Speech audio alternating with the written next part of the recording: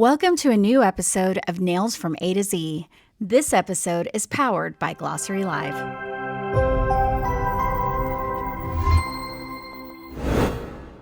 Hi, I'm Alisha Raimondo, and I am in my bed with Max Estrada. But how did I get here? How did you get in my bed? Where did so you came to visit us at Glossary Live headquarters. That's right. And we wanted to do a peel back and polish interview with you because we have to know like your whole entire nail history. And then we were trying to find like, where do we want to sit? What do we want to do? And you said we should get in your bed. In bed with Alisha. Literally, it was like 4 a.m. and we were trying to figure out like, where should we shoot this interview? And we were like...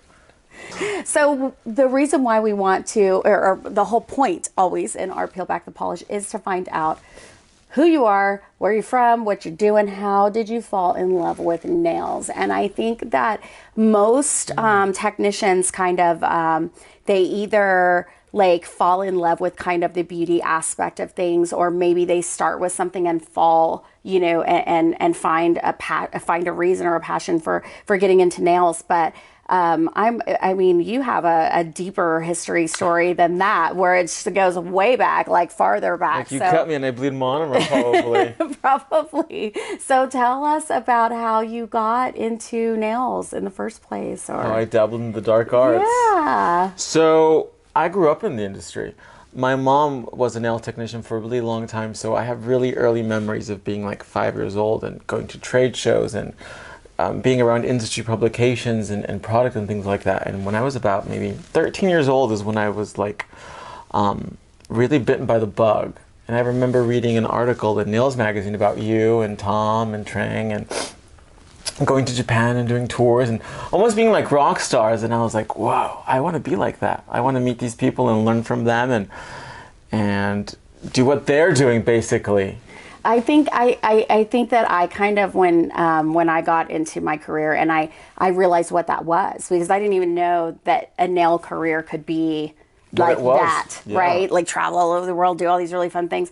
And so when I realized that it was that, I kind of too felt like, oh, I want to travel. I want to like do all these really cool, fun things. And you were super young when you started too, right? I did. I was like 19 when I got into the business, and less than 20 when I started traveling and teaching and stuff. And so it was that same kind of like you get bitten by that realization that there's a huge road that you can go down. And I think that's what a lot of technicians don't realize is that, you know, we're nail technicians, right? So, and we've had these huge, long careers.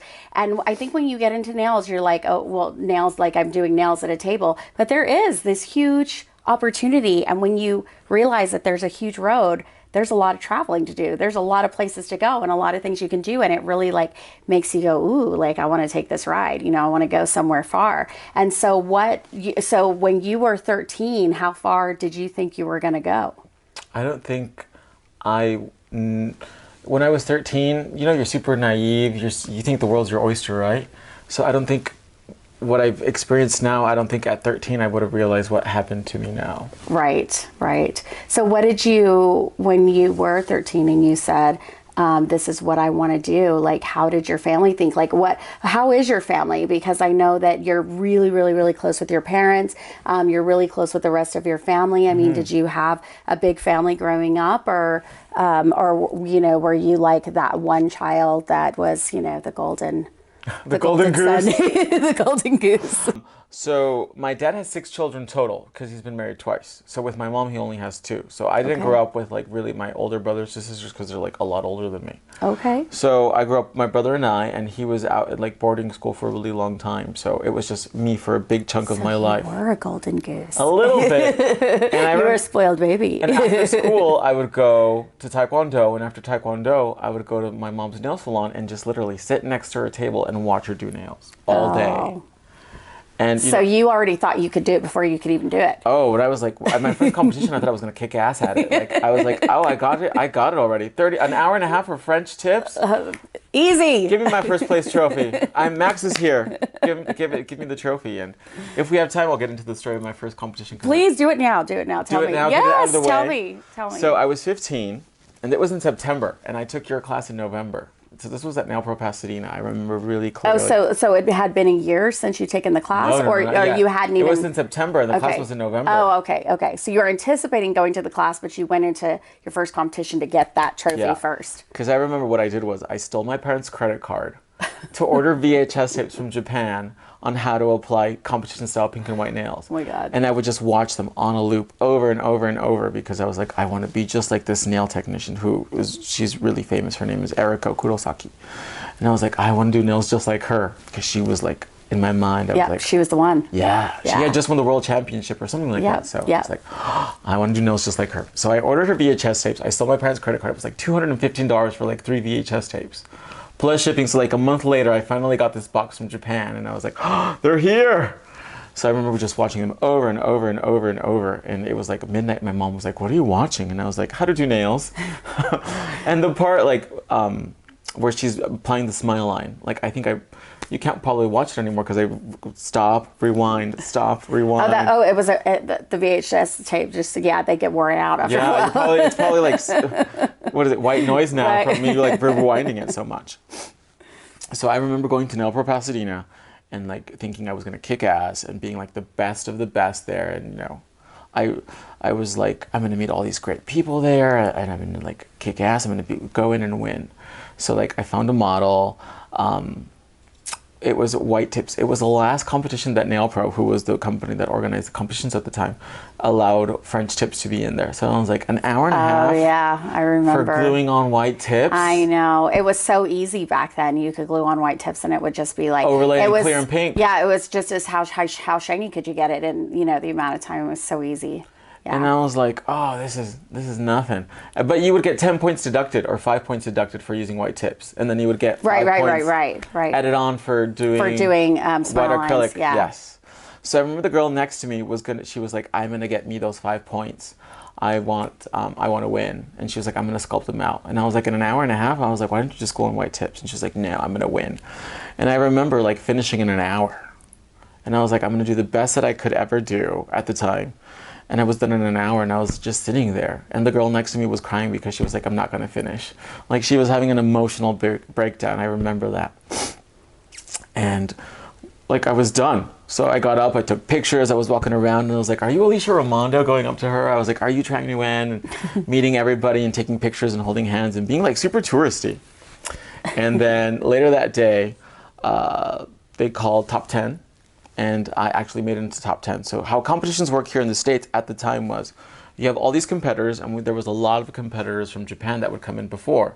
So I think there was like maybe like 30 some novice, and I would say maybe like 90% of them were from Japan. So back in the day when you would see a Japanese competitor, you're like, oh, there goes my trophy. Right. Yeah, they were the ones to compete against. Yes, of course. Because super disciplined, really, really beautiful hand models, and just, they went up to kill. Yeah, in those days, we were living in Japan training them, and they were just like that's all they did. Crazy competition good, nails all day. Crazy good. Yep.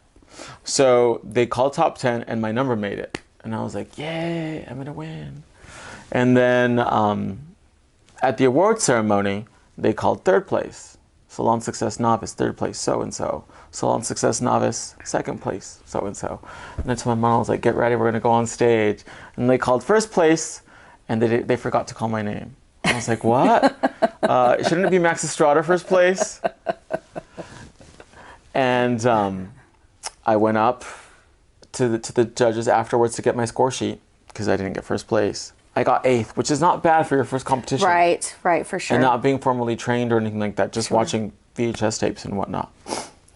And this was before social media, before YouTube, before all of that. Yes, before all of that. So I went up to the judges and I was like, why didn't I win? What's wrong with my nails? And I can't remember who it was, said, take your model and go to first place and see what their nails look like, and then compare the work. So that way you can see what you did wrong, so that way you can know what we're looking for. I was like, okay, whatever. So first place had over to the left, and third place was there, and it was a Japanese competitor. And I saw her nails, and I saw mine, and I put them next to each other like this, and I was like, oh. That's what it's supposed to look like. Yes. That's a huge difference. Yeah. And then I remember going up to all the other big competitors that I looked up to and being like, can you tell me what I'm doing wrong, so that way I can know what I'm doing better? Yes. And then that's when, I opened up Pandora's box. Yeah, that's when the realization hits that like that road just got even longer and further, because it is. I think that I think what people don't realize about competitions is they think that to be a competitor, you either you have to have a competitor spirit, or you're going out there to win. You're trying to achieve something, but that isn't what you win at a competition. At a competition, what you win is knowledge. You win knowledge of putting yourself in this place where this is what you want to do. Where do I land in this big sea of what's going on? And when you're sitting in your salon and you have 80 clients and they're all like, you're the best nail technician I've ever had. That's exactly what you think. I'm the best nail technician out there. I can go compete. I'm going to place first place. But when you put your work against other technicians, and when you talk to other technicians, and when you realize, that somebody's been working for 15 years competing, or 20 years trying to perfect this bumblebee fantasy nail art technique, you're like, yeah, for sure. Oh, okay, that's really what it takes. And I think it's learning that knowledge and being like, okay, now I know what I need to do to get where I want to be, whether it's, find a mentor, or, practice longer, Working or with figure a out. brand, because at the time being a brand associated was a huge part of the Yes, industry. because that's how you got education. It was the only way. It was the only way. So that was that again, and with Glossary Live, we're trying to change that, right? Like, you don't have to be brand specific. You can get education, and everybody should be entitled to, having education, having real And proper knowledge education, too. that is true and right and factual. So then after that, what did you do? How did you create a path or a plan for yourself to get where you wanted to be? I knew at the time, because this was before social media, that was the only way to grow in my industry and to become somebody that I wanted to be, and somebody that I wanted to be like the people I admire. I wanted to give people the opportunity to know that, I'm a son of immigrants. I literally came from nothing. Nobody believed in what I wanted to do. Even my parents too. Like, my parents are my biggest supporters, but being the children of immigrants, they're like, we don't want you to do nails. We want you to be a doctor. We want you to be a lawyer. We want you to be someone important in life. And I was like, I told them honestly, I said, I think this is what God wants me to do. Like, this is my place in the industry. And it really was for a really long time before I kind of felt like I had plateaued already with my career. But that was after, 15 years of achieving what I wanted to do. Right. But for me, it was harder because I was so young and so naive. And so I was a little bit of an annoying kid. So I literally had to knock down doors for people to train me and to take me seriously. And one person really did. And I worked for that company for about, I would say, like a good 10 years, but that's how I learned to be a champion and really hone my skills on my craft. And they taught me business, they taught me education, they taught me product manufacturing, how to do nails for their style too, because all the competitors had a certain style. Yes. Some had more like deeper smile lines, had more shallow, some were more boxy nails, some were more tapered. So for us in that company, it was really important that all of our nails look exactly the same. Absolutely. And for a while it was. Well, that's what you learn. I mean, you have to learn to make everything very, very consistent. And then I think when you get to that place finally where you're comfortable and your hand kind of knows what to do, then you end up creating a nail that's kind of all your own, because only you have your hand, So I think that we all have, our mentor, in us that's creating this one beautiful nail, but then there's just, it's slightly different. Your own. It has your own take on it. Yes. So you were doing classes, and you were working with Odyssey Yes. for a long time, and your Trang was mentoring you. I mean, I don't want to put words in your mouth, but I know that all these relationships that you formed, I mean, they changed your life. Yeah. And I think when I took my first trip internationally when I was like 18, that was a really big eye opener, because then I really saw how big the world was and how different it was. Me too. And being 18 and like meeting people from other countries and different cultures, I was like, whoa, like life really hits you in the face. It does. So when you started doing all of this stuff, and I think that and I know meeting you, I don't even remember how old you were then, but I didn't know you were quite as young as you were, because you had said something like, your first class, I think that when we met, you were like 15 or something. Yeah, probably. And I didn't even know you were 15. You were that young. I looked older at that time. But yes, but I do remember you. I remember you telling me one time, because you used to always come to all of our classes, and you were right in the front every time. We opened the curtains. There you were, and I was like, there was like 3 or 4 people that were always right in the front, and we were like, oh my God, There's Max again. Yeah. And I remember coming by and helping you do something, and then you said, I'm gonna be like Eriko, and I'm gonna speak Japanese, and I'm gonna go to Japan, and I'm gonna, like you had all, and I just came by to help you with the smile line. I was like, all right, flowers, cool. I think it was like 3D flowers or something. And I was like, all right, cool. I mean, you had some big ambitions, dreams, and I could accomplish them. You have done everything. I mean, from that moment when you were 15. So what do you think gave you that grit? What is it that's inside you that just keeps pushing you forward? I'm actually a really religious person. A lot of people don't know that about me, or they think I joke around when I speak about it, but I believe in God a lot. So every day I ask God that to give me what I deserve, and that I know that He's not going to... God, I'm going to start crying now. That's what I like to do on this show now. Because I really don't like to talk about like something that's really personal, intimate to me, but I have a lot of faith in God. So I think that was my faith in God that really got me through everything and really pushed me to do more. And you know what? And that's amazing, because I think we all, you're going to make me cry. We all need that. That's something that keeps us going, because it's hard. Life is hard. This industry can be hard. And I think a lot of people don't realize that, like, sometimes we lose so much sleep traveling, competing, like practicing the night before, like not sleeping, waking up, and then like it's 6 o'clock in the morning. You slept maybe like an hour. You have to get dressed. You have to get ready. You have to go do the best nails you possibly can, because you have to prove it to yourself and to your peers that you can do this too. I think one of the things for me at that time was just making the people that you were with, like having them be proud of you, because it's a hard every single day to live up to those standards, when you're trying to climb up something that, when you're sitting next to all those people. And, we both grew up in a time, and I'm, quite a bit older than you, but we both grew up in that time where, I mean, these people were icons. Living icons. Yes. And, I never knew that the standard that we were expected to live up to would be maybe the standard of all time. So at the time it felt very overwhelming, and now I'm so incredibly grateful that we had like those people teaching us and being around those people. It is a very odd industry that we're in, and especially because I think for maybe you as well too wanted to do more with your career than just being, kind of plateaued and just going to work every day and eating dust, as we call it. Yeah. I didn't want to just do nails every day. I wanted to be more with my career. I wanted to work for a brand, and I did that for a really long time. And after doing that for so long, I felt like I hit the glass ceiling, as I like to call it. Like, I want to do more with my career because I'm not doing enough. I want to give back more.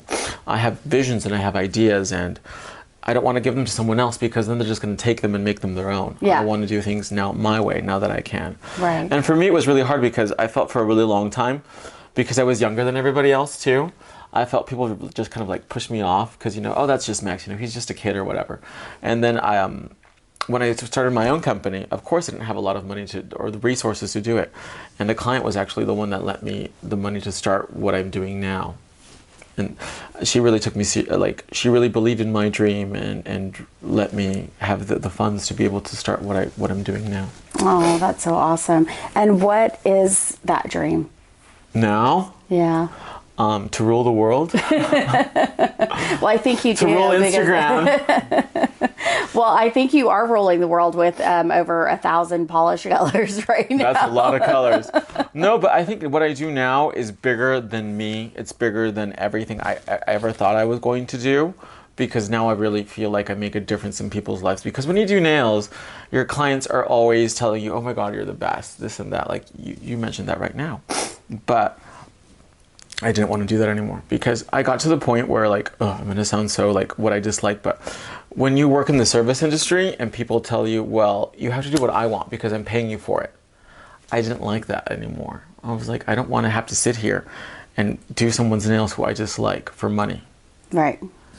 And I was like, I need to do something else with my career because I was getting bored of it. And doing the same thing for like 15, 20 years, you're like, I need to do something else because I'm getting bored. And when you say that, there's a lot of people out there probably going, not only are they bored, but they're tired. Mm-hmm. I mean, you know, it is backbreaking work and it can't be in the salon every day. So if you were going to take those first steps towards, you know, leaving the table and going into whatever it is, education or going into sales or even creating your own product, like, what do you think those first steps for someone has to be in order to... I would say don't do it.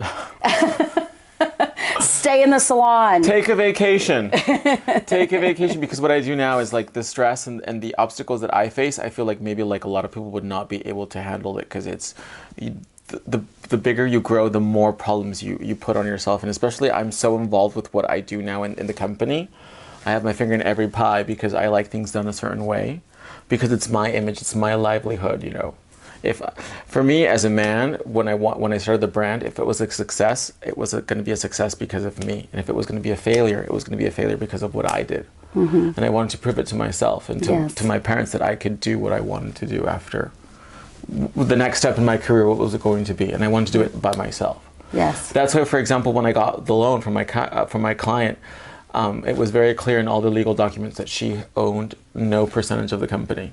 Because I've heard rumors. I thought that was kind of cool that there were rumors that like I had like money from like private investors, or like I had a sugar daddy or a sugar mama, or I had a really rich grandma. And I was like, no, but that's kind of cool that people were saying those kinds of things. No, like I've always been pretty open that a client had lent me $1 million to start the company, and I paid her back in 3 years. Wow. That's amazing. That doesn't happen very often. No. Just so you know. Nobody has $1 million lying around. So just like, here you go. And it was unsecured. I was in my 20s when I got the loan, and I had to start paying it the next month. So I got it like in September, and October I had to do my first payment. And I was a victim of wire fraud. Like my first, I was buying empty bottles from the vendor, and I had sent a wire fraud to their email had gotten hacked, and I lost like $15,000 in empty bottles. And I was like, geez, what am I supposed to do now? And yeah. Bite the bullet, and then one thing leads to another. And you know, I've been really lucky that the Lord has been really, really gracious with me, and has really everything I've wanted to do in life, in my career, I've been able to accomplish, and that's hard work. I really am a firm believer in someone paying their dues, and when it's your time, because something I don't really tell people a lot, that I now as an adult, and now that I'm older, I'm not jealous of people. Like if someone makes more money than me, if someone has more things than me, good for them. Yeah.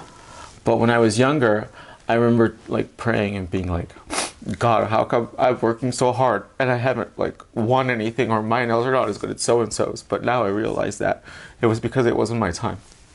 Yes, most definitely. I think that time has so much role to play in our lives, you know, and it applies in every aspect, you know, from relationships to everything else. It's like, you know, God's not going to bring you the right person into your life until you're the right person, mm-hmm. you know, for that relationship. And I think that in every aspect of our life, it almost turns out like that, because you're killing yourself, and you're like, why am I even doing this sometimes? And you know, but I think for us, we were more extreme because we were so into like doing nails. We were like, when am I going to win?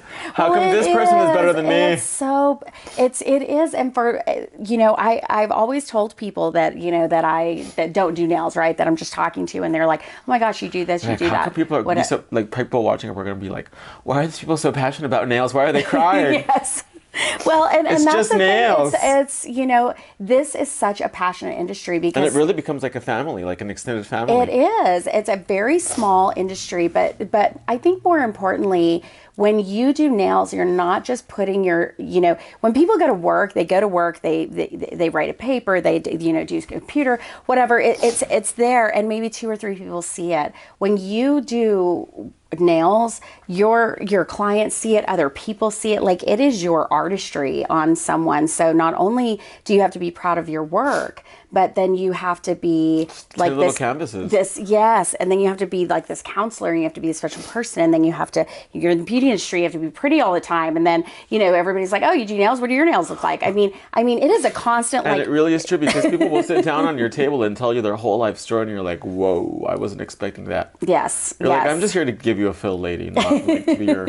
There are a lot of technicians out there that are, that are looking at your career and watching you grow. Or if it's people that are just like seeing you for the first time on Instagram, like you're the person they're looking up to now. It's not all those people that we looked up to. Now you're in that status. And I think when you get to that place, it sure doesn't feel like you thought it would. No, it's not as glamorous as I thought it was going to be. Like I thought it was going to be like flying private jets to Tokyo and doing nail classes and things like that. Well, I found out a long time ago that doesn't work. But I think now that I guess you could say, like, I don't consider myself an influencer or a social media personality. I first consider myself a businessman, and then a nail technician, and then everything else after that. But when people say, oh, I want to be like you, I'm like, no, you don't. You want to be like yourself. And what my job is to provide you with knowledge, so that way you can take what I'm teaching you and what I'm selling you, and then you create your own style, and then you do what you're going to do best. So now that you have kind of done your thing, and you're telling everybody you've got to have this own original idea, this own original plan of who you want to become, do you think you've become that yet? Do you think you've come into the place within yourself to where you're like, this is who I am, this is what I want to be? Or are you ready to like reinvent once again? I think for me, reinventing myself is not so much a priority, because I feel like I know what my path is now, and I just have to keep going forward with what I'm doing now to make it even bigger, and not so much stop and do something completely different in my life, because I'm still involved in the nail industry. I still do nails every single day on live streams, on models, on my mom, on myself, for creating content. On me. On Alisha. We did her nails last night, like at 2 a.m. And they're so cute. And Alisha, she was like, you're blending in the cuticle wrong. She's like, do it again. And I was like, oh, thank you for reminding me. But that's how we grow. Yes. And that's like, I think, like those aha moments when you're like, you discover a new technique or you improve on it. It's like, it happens at like 2 or 3 in the morning, doing stuff like this. And it still happens all the time. And especially because from when I started, it was so long ago. And then, you get the young ones out there, and I mean, they are doing some cool, invent a shape, like do all this crazy stuff. And so it's really, they have to keep pushing the envelope forward. Yes, it's still inspiring. It's still motivating. I'm like, okay, I may not learn that. I'd love to learn it. I wish I would have learned that a long time ago. But it is still like, you see the growth and you see the opportunity, but sometimes, reinventing who you are is, you don't really have to do that. You just have to be perfect at what you're doing and kind of stay in your lane. Mm. So in that lane, what's ahead for you? I think there's this old quote from Hugh Hefner, and they asked him, that he was with like all his girlfriends or whatever, and they said, Hugh, what do you wish for the new year? And he's like, more of the same. And I kind of always stuck with that, because you can't have the good without the bad. You have to have rainy days, and all of us have trials and tribulations that we have to go through. But I think from my experiences, it's made me stronger and made my company stronger, and grow and grow and grow. And I take inspiration from my own consumers. And I already feel like as a company, I've already found my niche market, because there's a product and there's a company for everyone. And I think what I offer is what my consumer wants. And I'm putting out something that I'm super proud of, because it's my name. And it's like, when someone buys something from me, they're buying a little piece of me. So I'm super grateful always for like the good and the bad and the ugly. But just, I guess, more of the same, more of what I'm doing now, but also, I want to get into eyelashes. Like, I want to start branching out into other things that people want me to do for them. Like, I want to do makeup. I want to do like an eyeshadow palette and things like that. So all of that takes time, and I've been kind of dabbling on behind the scenes already, but I love coming out with like all kinds of new innovative nail stuff too. So Well, I think that kind of just, just gives me rings an to your outlet. personality. Yeah. Because sometimes, it does. I mean, I'm not saying I don't love nails, but sometimes it does get old. And so I'm like, I wouldn't mind creating a lip gloss, or whatever. And like for me, people like ask me like on live streams, because I always interact with and try to read as many comments as possible. And people are like, Max, what lip gloss are you wearing? What eyeshadow are you wearing? Yes. And I was like, well, I have the resources and the availability to do something for it and give it to people. So might as well do that in the future. Well, that sounds fun, and it sounds very exciting. And as soon as you create your makeup brand, fly you out, Alisha. well, I mean, I just want you to tell me that it's out so I can look at all the stuff, because I love makeup. That was what I wanted to do in the beginning before I started doing nails. But your makeup's always flawless. Oh, thank you. Yes, and it always looks great. And so, and you're like digging out the secrets of how to keep us young. So I'm just gonna always have you on speed dial, be like, okay, what's the next new thing? Because I got to keep the wrinkles off and keep myself looking good, especially when I have to do these interviews in my bed. In bed with Alisha. If I was to wake up, and this is not what I look like when I'm usually in my bed. So. No, this morning when I got up and we were having coffee, she's like, I was like, oh, Alisha, I gotta go do my makeup. And she's like, oh, I thought you had it on already. And I was like, no, I'm naked. Don't look at me. Well, you have perfect skin, Oh, really. thank you. I mean, like, he tries to put himself flawless, but you really are flawless. You're flawless on your face, and you're flawless in your personality. Oh, and I thank you. I appreciate that. absolutely Thank you. adore you. And I'm so super proud of Oh, you. I appreciate that. I've known you from so young to now, and Being a you have snotty teenager to a man. you've accomplished so much. And Thank you. and I love the thought that not only are you still creating and still moving forward, but you're still so happy and excited about it, and you're still finding new things that are inspiring to you, and you're inspiring to so many people and so thank many you. viewers out there. So we really appreciate you coming and spending time at Glossary Live. I appreciate And it. Max has done a masterclass for us that has all these amazing crystals and just like really, really fun, cute stuff that we can't And wait. easy to do too. Yes. Fun and easy. But thank you so much No, for thank you, coming Alisha. I appreciate it. here. Yeah. Oh my gosh, it's been so much fun. And I think I'm gonna keep this like just you, like forever and ever. I'm just gonna let everybody know Max was the only one I've ever That can get in bed with interviewed in Alisha. my bed. For more nail stuff, don't forget to visit glossarylive.com to find inspiration, trends, step-by-steps, and news. It's all about nails.